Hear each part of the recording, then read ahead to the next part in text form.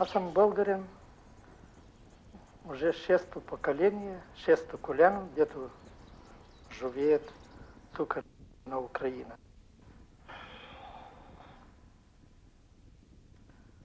Аз съм българин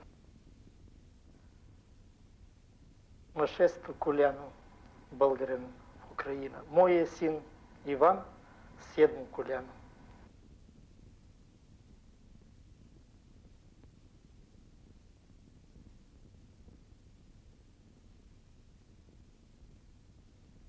Хиляда 830 година. Тъй смятаме, че беше. Може трябва по-точно, но смятам, че тъй. Скоро ще бъде уже 200 години, както сме тук, на Украината.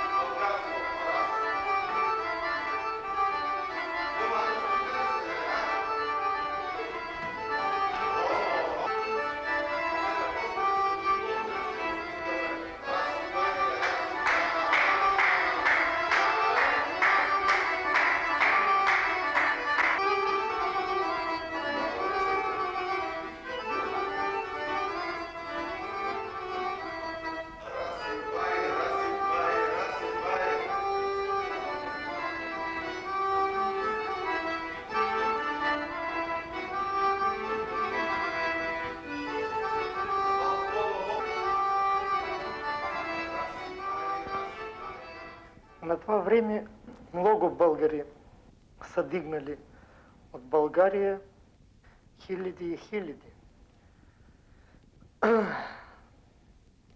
На каруци, сориевци, старо и младо, деца, много българи. Царя им дал земя и минали през Дунава и застанали на тази земя. Спасявали са от турците, бягали от тях. Не било леко на тия ора, за което много студени зими. Добитъка е измрял, студено, няма где да живее. Българите с ним таке, че са надявани на своите ръци, много са трудили, на тези земи, дето с ним ние, дето живеем българите. До това време никой не е живял, но българите такива трудолюбиви, че ранят се от тази земя и са благодарни на Господ, че можея да се спасат.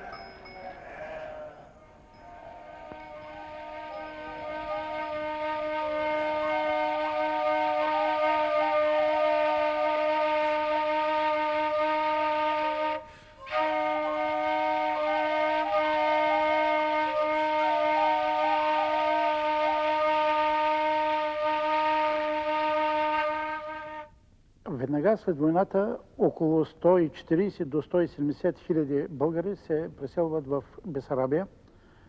Причината е както страха от турски терор, така и руската агитация, а е имало случаи, когато руските войски са забирали заедно с себе си определени семейства или села, настанени в Бесарабия, в една слабо заселена област. Те отначало живеят в землянки, голяма част от българите умират, но постепенно с своето трудолюбие успяват да изградят селища и започват изграждането на църкви и на училища. Трябва да споменем генерал Иван Никитич Инзов, който е бил попечител, който е отговарял за настаняването на българските преселници. Той е положил големи грижи за тях, но трябва да кажем, че има и едно движение в част от населението да се върнат обратно в България. Той не е позволил това нещо. Даже основните подбудители на това движение са били заточени в Сибир. Тогава има договореност между Руската империя и турския султан за размяна. Т.е. българи, които да бъдат заселени в Бесарабия, и татари и черкези, които пък са мюсюлмани, да бъдат заселени в българските земи в Турция. Големият наш революционер и национален герой Георги Раковски сочи, че руската имперска политика е убийствена спрямо българите. И Раковски казва, вие ако отидете и видите в Бесарабия, че цяла Бесарабия е покрита с гробовете на невинните жертви, вие ще разберете каква лудост вършите.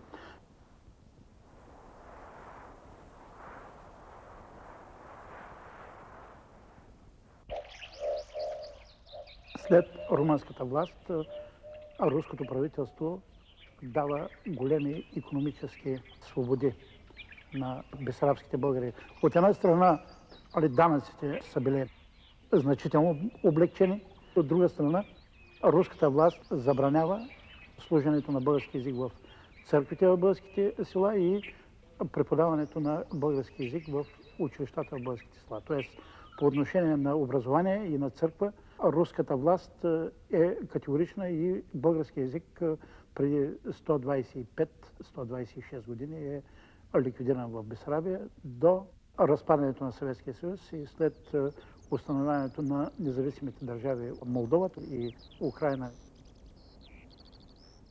Българите в България, като, да кажем, те живеят като риба в водата. Те за водата не знаят нищо, те живеят в нега. Пък ние като риба, дето е извадена и свърлена на брега, ние знаем кой това да си без България. Това е нещо, което свързва. Нали? Не изпитваме носталгия, но има нещо, което ни вързва. Нас и тези, които там живеят. Защото не може един човек да се откъсне и макар той няколко поколения, 2-3 поколения да минат на друго място, нали, да са се родили там и да нямат духовна връзка. Родина за такива хора, както нас, понятие е по-широко.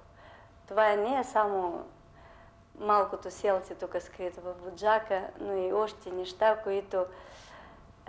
които разтоптяват сърцето, нали? Когато стигаш до границата и там с голями букви е написано България. Там някакъв си чуден свят, с който ние сме свързани. Затова понятието родина е за нас по-дълбоко.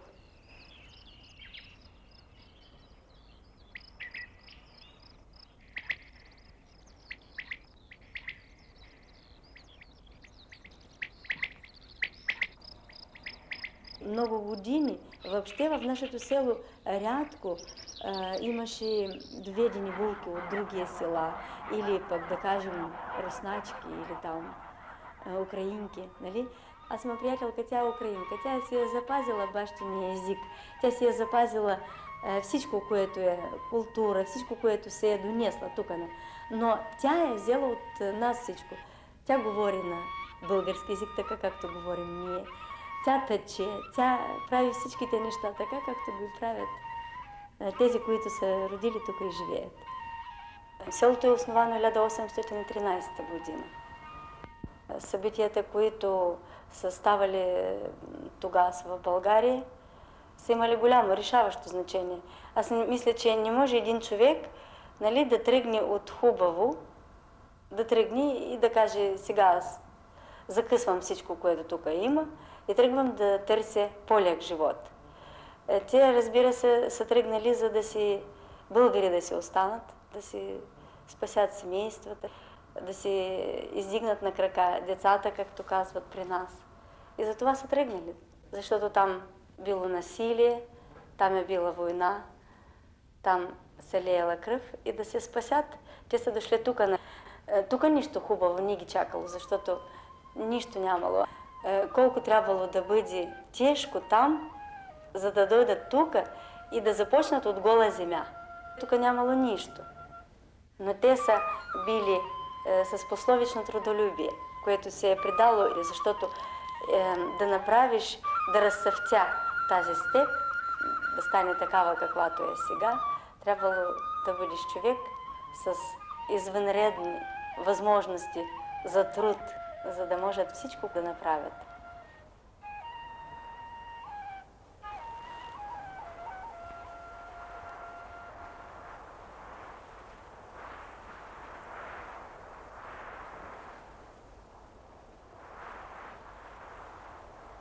През 50-те години на 19 век се появява необходимост от създаване на средно учебно заведение. Създава се един попечителен комитет, който се обръща към княза на Молдова и на 10 юни 1858 година княза на Молдова Никола Богориди издава указ за създаването на Българската гимназия.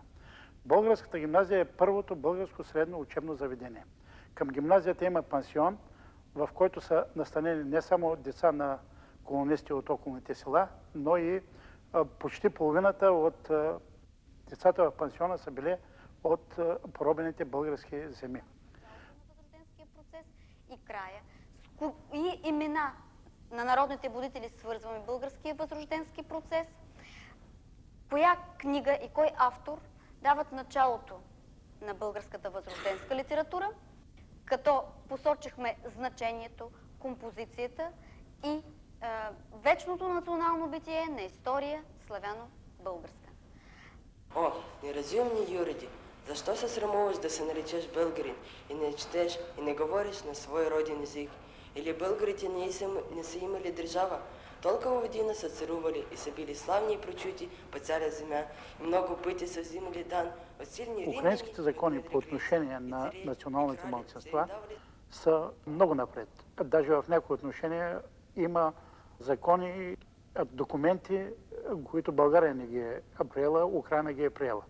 А това е така. И по отношение на национални малцинства, молдавци, румънци, унгарци, поляци, евреи, кримски татари, много напред е украинската политика и украинската практика. Но за най-голямо съжаление, по отношение на българите не се прилагат до край украинските демократически закони. Това е проблема. Демократичните закони на Украина да бъдат приложени до край и спрямо българското население, защото идеалът е българите в Украина да знаят добре своя език, литература, култура, история и същевременно да се адаптират, да усвоят държавния украински език, културата на украинския народ, историята и така нататък. Всеки човек живее сред хората, живеейки сред хората, прави различни неща. И той се съобразява с нещо, което е свето за него. Всеки човек се идва на църква, той си размисля за какво е човек, за какво е станал, как е с хората, какъв трябва да бъдеш. И затова българите винаги са вярвали в Бога, винаги са вярвали в Господ, винаги са били християни, ходили са на църква. И затова тя е била за тях необходимост. А пък във времето, когато била тази църква съборена, тогава се е изисквало хората по-малко да се замислят върху това, което го има по света. И затова някой си решил по-хубаво тя да я няма. Защото да няма къде да се събират хората, да няма къде хората да мислят. Не, аз не искам да кажа, че това е против българите. Това е против хората въобще. На властите е било угодно така да управляват. Започна да бъде и без него нищо не можеше да започна да бъде, каквото започна да бъде, в него без живот и живот и без светлина. Аз мисля, че всеки човек трябва да има нещо в душата си. Той го носи със себе си. Той с нея живее, общува с хората. И затова мястото, където той може да помисли върху действията си, върху живота си, това е църквата. Това е било отдавна за всеки българин. Всеки ходил сам, водил си децата.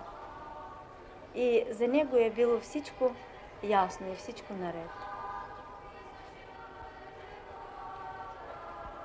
Христос воскресе! Христос воскресе! Христос воскресе!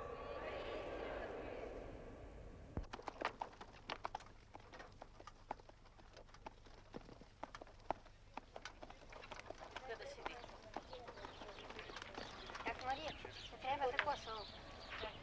Подравички, чешки, чайник. Чайник имам у нас сега. 3 чайника имам у нас. Ами ти ще тура друга бъде плитичка. Да знам ли скъде. Те чеши трябва. Чешки. Нали ти им? 30 чешки. Изми чешки.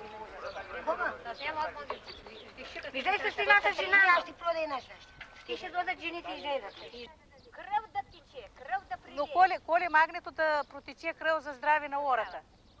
На ората за здраве, за да не болеят, за напред да имаме урожай, дъжд да вали, Свети Георги да помага на всичките, за той колим той ягне. И за които доварят от черковата за тял. И който се труди днеска на той ягне, дето да го таковаме за здраве на всичките, ще го готвим, ще го идем, ще го... По курбана са туре черен пипер лиуроулис, вътре за мирозми, за вкус, сол и повече нищо.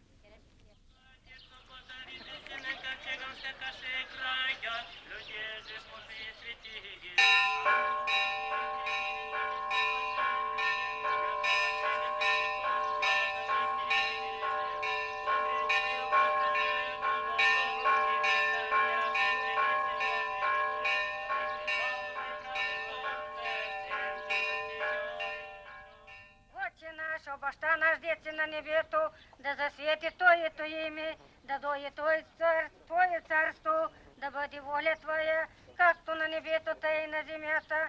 Хляба, който трябва, давай него ден и прости нашите грехове, както и ние прощаваме на нашите должници. И не наведи нас в изкушението, но избави ни нас от лукавого. Благословен Бог наш, всегда на неприсно во веки веков.